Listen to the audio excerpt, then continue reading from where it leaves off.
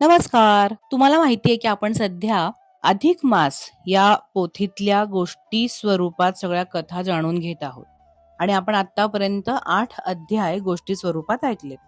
आता आपण 9व्या अध्यायामध्ये नक्की काय झालं ते ऐकणार आहोत. तर मागच्या अध्यायामध्ये सुदैवाने श्री विष्णूला प्रश्न विचारला होता की मी असे नक्की कुठले तप केले होते ज्यामुळे मला या सगळ्या चांगल्या गोष्टी आता मिळतायत.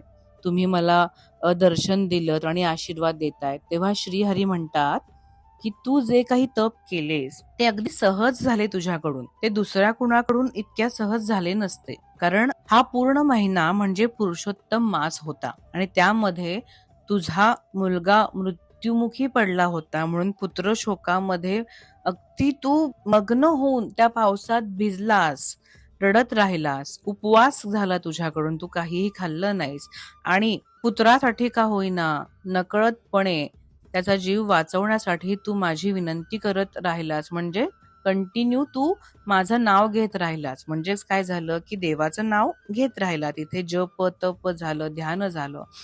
त्यामुळे पुरुषोत्तम मासामध्ये तू ज्या काही गोष्टी करावयास योग्य आहेत त्या सगळ्या गोष्टींची सेवा तुझ्याकडून झाली आणि हे साधन सर्वश्रेष्ठ आहे म्हणून तुला सगळ्या गोष्टी मिळत गेल्या. असे म्हणून श्रीहरीने पुरुषोत्तम मासाचे महत्व सुदैवाला सांगितलं आणि मग ते वैकुंठात परत निघून गेले. मग वाल्मिकी आता इकडे आपण परत आलो मागे.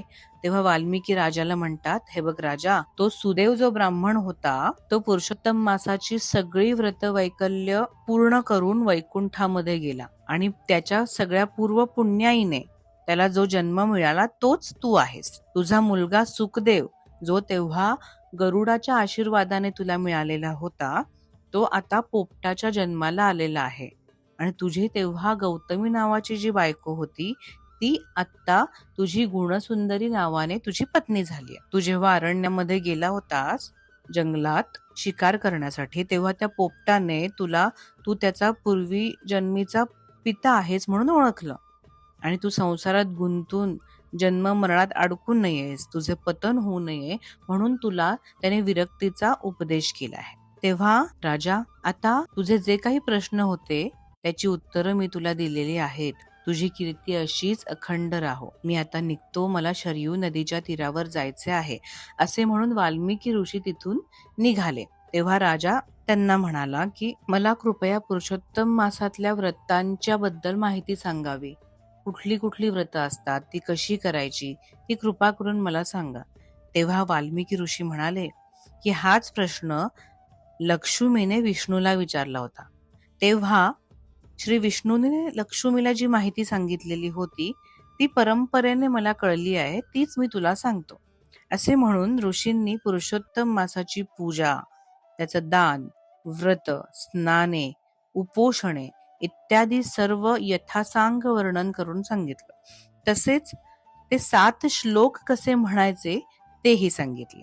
तर अशी ही 9व्या अध्यायातली गोष्ट आहे की वाल्मिकी ऋषींनी सुदेव नावाच्या ब्राह्मणाचा जन्म म्हणजेच राजाचा पूर्वजन्म कसा होता, पोपट नक्की कोण होता, कसं त्यांनी त्याला येऊन अध्यात्माची विरक्तीची माहिती सांगितली किंवा संदेश दिला असं पण म्हणू शकतो आपण, उपदेश दिला असं पण म्हणू शकतो आपण.